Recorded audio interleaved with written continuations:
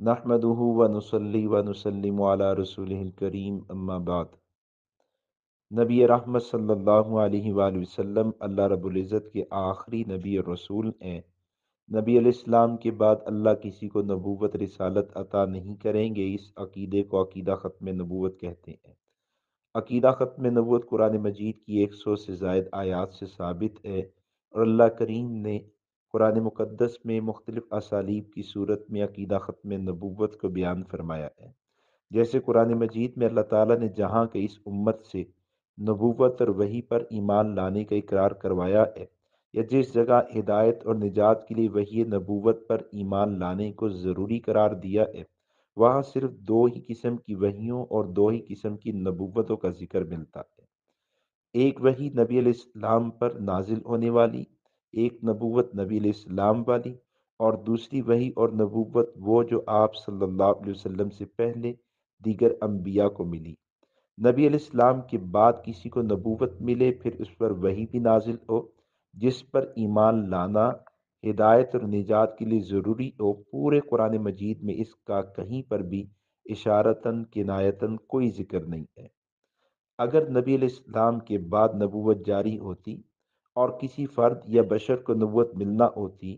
تو پہلے انبیاء علیہ السلام کے وحی نبوت کی نسبت نئے آنے والے نبی کی وحی،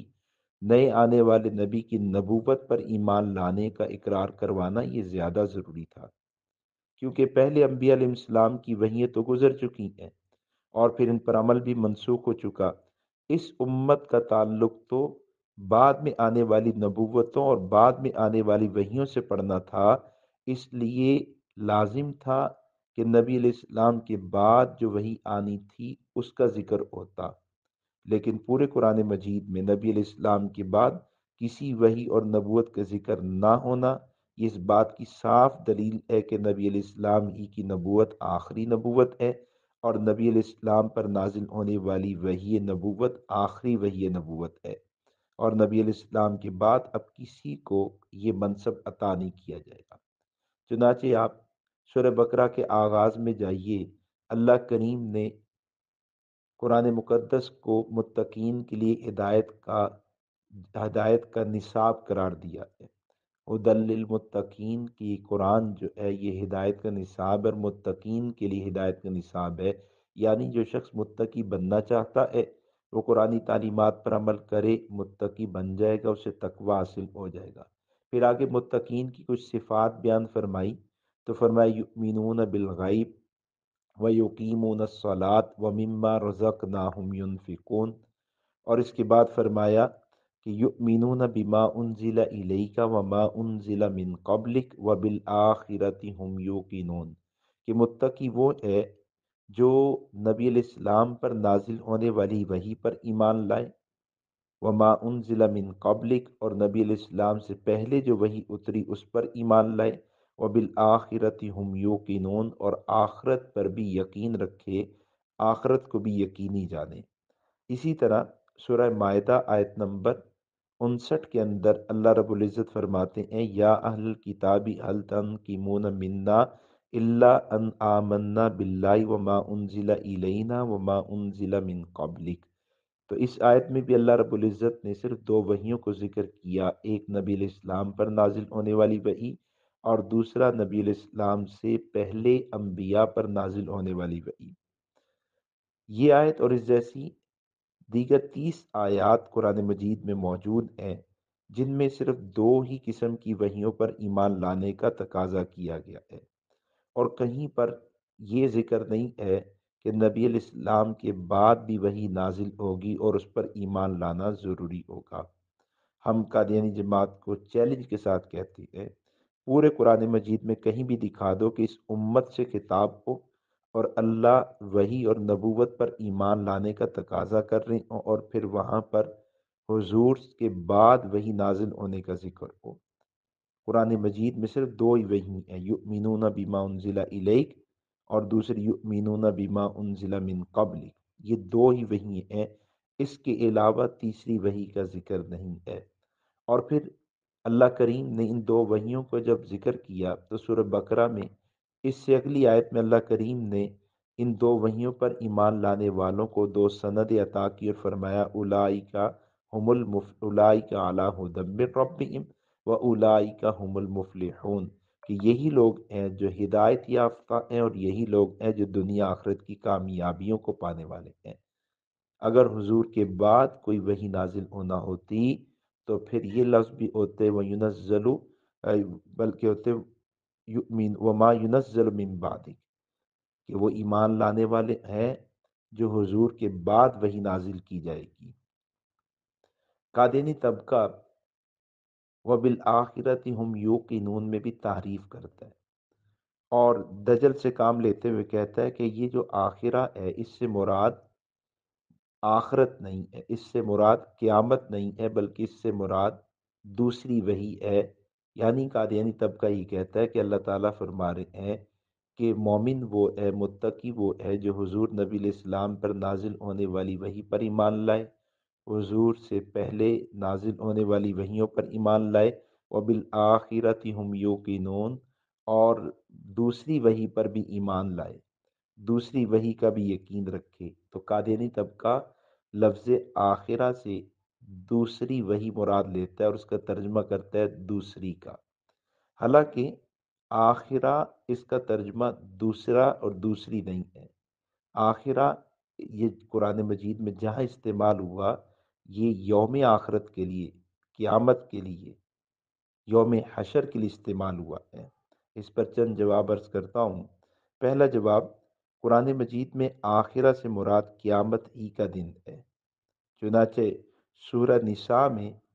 انہی مضامین کو بیان کیا گیا ہے جو سورہ بقرہ میں بیان ہوئے،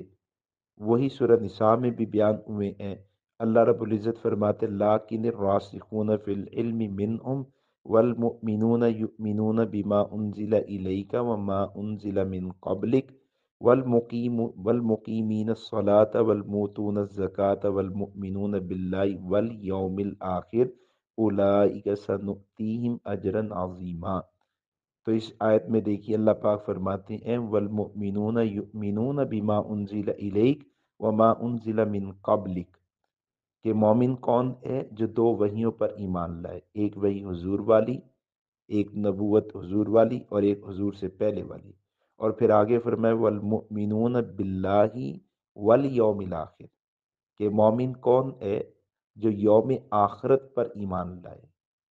جو قیامت پر ایمان لائے۔ تو اس آیت میں اللہ نے الآخر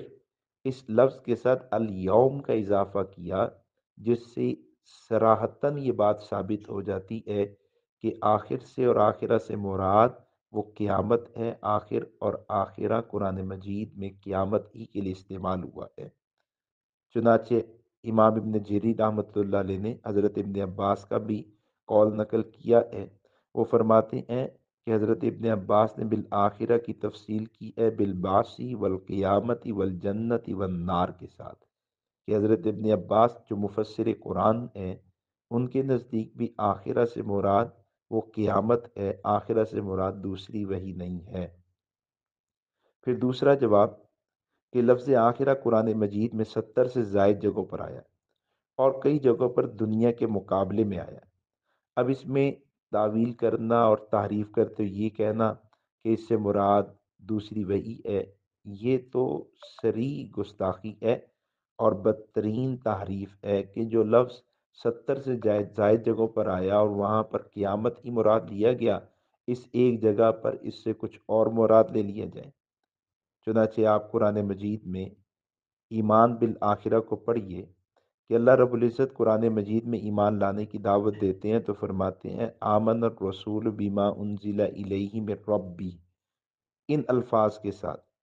جس کا حاصل کیا ہے کہ حضرت صلی اللہ علیہ وسلم کی طرف سے جو بھی احکامات امت کو مل رہے ہیں ان تمام کو جاننا، ان تمام پر ایمان رکھنا ضروری ہے، اور ان میں سے کسی ایک کا انکار کر دینا یہ دائرہ اسلام سے نکال دیتا ہے۔ لیکن قرآن مجید نے تمام احکامات کو دو عنوانوں سے تعبیر کر کے پورے ایمان کا ٹائٹل بتایا ہے۔ پہلا عنوان ایمان باللہ ہے اور دوسرا عنوان ایمان بالیوم الآخرہ ہے، یعنی اللہ تعالیٰ نے ابتدا کو اور انتہا کو ذکر کر کے کل ایمان مراد دیا ہے۔ منافقین بھی جب نبی علیہ السلام کے سامنے آتے ہیں اور اپنے مومن ہونے کو بیان کرتے تو انہی دو عنوانوں کو ذکر کرتے ہیں۔ سورہ بقرہ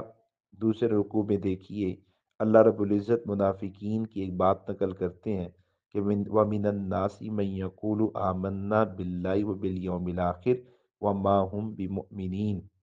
کہ منافقین کیا کہتے ہیں؟ آمنا باللہ و بالیوم الآخر، کہ ہم اللہ پر اور آخرت پر ایمان لائے۔ تو ابتدا اور انتہا کو ذکر کر کے پورا ایمان مراد لیا گیا ہے، اور ابتدا کیا ہے؟ اللہ پر ایمان، اور انتہا یوم آخرہ، آخرت پر، قیامت پر ایمان۔ یہ بھی اس بات کی دلیل ہے کہ آخرہ سے مراد قیامت ہے، آخرہ سے مراد دوسری وحی نہیں ہے۔ پھر قرآن مجید نے اس کو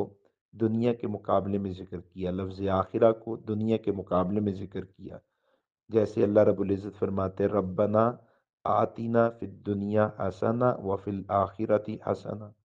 سورہ اعراف آیت نمبر 156 میں فرماتے وَاکْتُبْ لَنَا فِی ہَذِی الدُّنْیَا حَسَنَۃً وَفِی الْآخِرَۃِ۔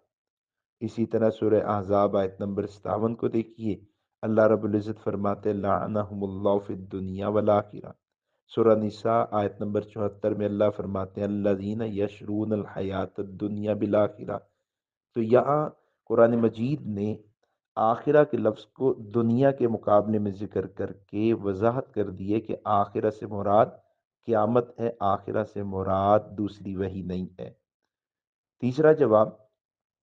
کہ سورہ بقرہ میں ہدایت یافتہ اور فلاح یافتہ لوگوں کی علامات اور شرائط بیان کی گئیں تو بالآخرۃ ہم یوقنون فرمایا، جبکہ سورہ نساء میں گمراہ ٹولے کی نشانی اور علامت بیان کی تو اللہ رب العزت فرماتے وَمَن يَكْفُرْ بِاللَّهِ وَمَلَائِكَتِهِ وَكُتُبِهِ وَرُسُلِهِ وَالْيَوْمِ الْآخِرِ۔ تو سورہ بقرہ میں ایمان والوں کی علامت بیان کی تو فرمایا کہ ایمان والے وہ ہیں جو آخرت پر ایمان رکھیں،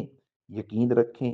اور گمراہ لوگوں کی بات کی تو فرمایا کہ گمراہ وہ ہے جو اللہ کا، ملائکہ کا، کتابوں کا، رسولوں کا اور یوم آخرت کا انکار کریں۔ اس سے بھی بالکل واضح ہو جاتا ہے کہ آخرہ سے مراد وہ قیامت ہے، دوسری وحی نہیں ہے۔ چوتھا جواب اس کا کہ قرآن مجید نے سورہ مومن میں آخرت کی تفسیر کی تو فرمایا ان الآخرۃ ہی دار القرار۔ یہاں اس سے بھی ثابت ہوتا ہے کہ آخرہ سے مراد قیامت ہی ہے۔ پھر ایک بڑی اہم بات کہ قرآن مجید نے آخرہ کے لفظ کو وحی کے سیاق و سباق کے علاوہ بھی نقل کیا ہے، جیسے اللہ رب العزت فرماتے ہیں الذین یقیمون الصلاۃ ویؤتون الزکاۃ وہم بالآخرۃ ہم یوقنون۔ سورہ نمل آیت نمبر 3 اللہ فرما رہے ہیں کہ الذین یقیمون الصلاۃ ویؤتون الزکاۃ وہم بالآخرۃ ہم یوقنون۔ اب یہاں دیکھیے وحی کا ذکر نہیں ہے، سیاق و سباق میں وحی کا ذکر نہیں ہے، بالآخرہ کا ذکر ہے، اور وہی لفظ ہیں جو سورہ بقرہ والے ہیں۔ اس میں بھی اللہ رب العزت فرماتے ہیں آخرت پر ایمان رکھنے والے، یقین رکھنے والے، اور اس میں بھی اللہ رب العزت فرماتے آخرت پر یقین رکھنے والے، اس کو یقینی جاننے والے۔ وہاں پر سیاق و سباق میں وحی نبوت کا ذکر ہے، یہاں پر وحی نبوت کے علاوہ ذکر کر کے وضاحت کر دی کہ دونوں جگہ پر قیامت مراد ہے، کچھ اور مراد نہیں ہے۔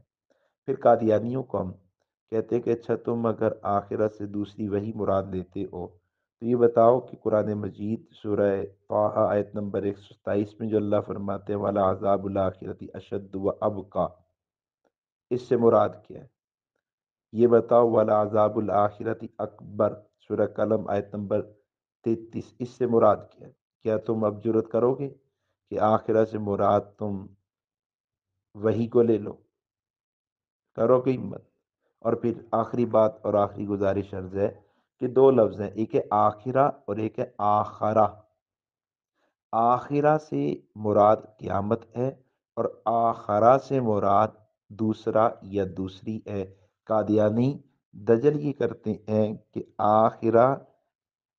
پڑھتے ہیں اور ترجمہ آخرہ والا کرتے ہیں۔ تو بہرحال سورہ بقرہ کی ابتدائی آیات میں اللہ رب العزت نے